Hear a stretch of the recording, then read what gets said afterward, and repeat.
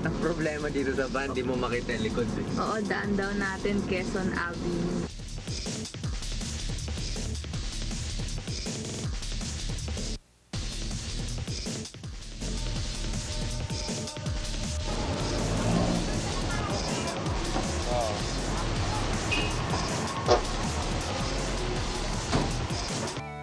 Wala man daan eh. Basta diretso-diretso. Muna.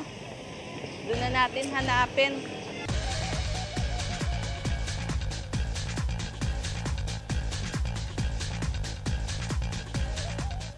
Dami tindahan ha. Pag may bukol ka O, pala. ingat ka ha, may makikilala aso ka. dyan, may aso. Dito na yata. Baka ito, verde daw. Pasok tayo. Tao po. Tao po! Beth? Hi Beth, tuloy na kami ha. Uy, may baby ka pala. Ilang buwan ba yan? Isang buwan, 2 buwan.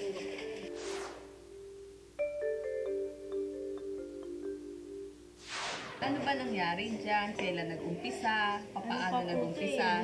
Sa pangalawang anak ko. Sa taon na yan? Siya, taon na siya. Tumubo lang siya. Napanggamot mo na ba yan? Napatingin ko na kaya lang sinisingil ako ng malaki doon sa Makati Med eh.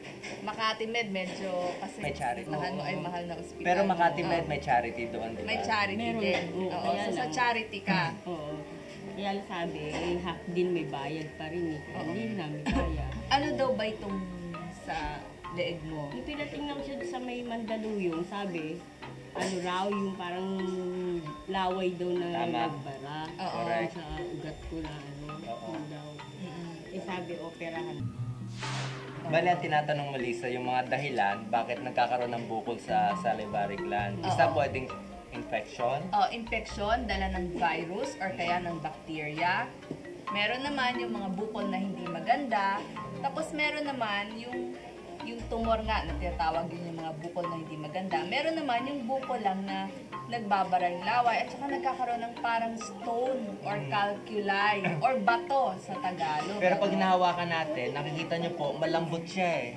So baka So mukhang hindi tubig naman, ang laman. mukhang hindi naman siya cancerous. So 15,000 ang kailangan mong igayak para lang ma-opera.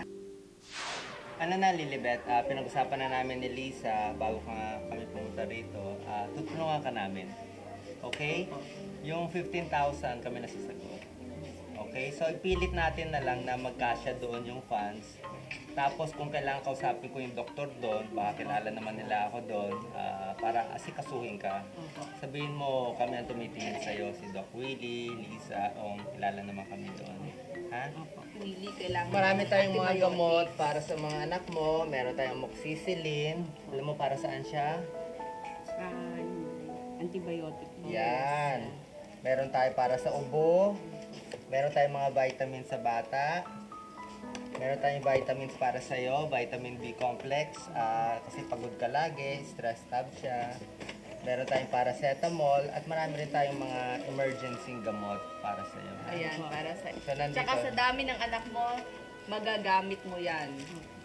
Dahil, sana naman wag magkasakit. Pero kung halimbawa nagkasakit, magamit. O ito kay Mister, para meron siyang t-shirt. Makabayan Dr. T-shirt. Makabayan Dr. t-shirt. Pole flakes. Isa, lalabas Yan. natin. Oo.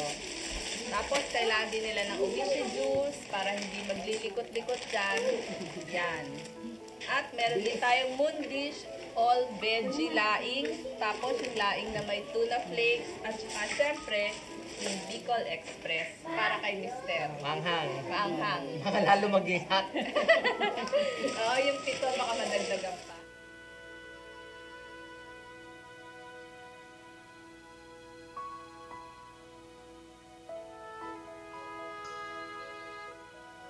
Yung natandaan ko lang po yung parang butig lang yun, hindi ko gano'ng pinansin eh. Bigla lumaki ng mga 6 na taon na lumipas. Yung ka-vibes kaya ano eh. Hinayaan ko lang, syempre naman yan, hindi sumasakit kaya hindi ko na pinapansin. Nagpapasalamat po ako na dumating kayo para matulungan yung asawa ko.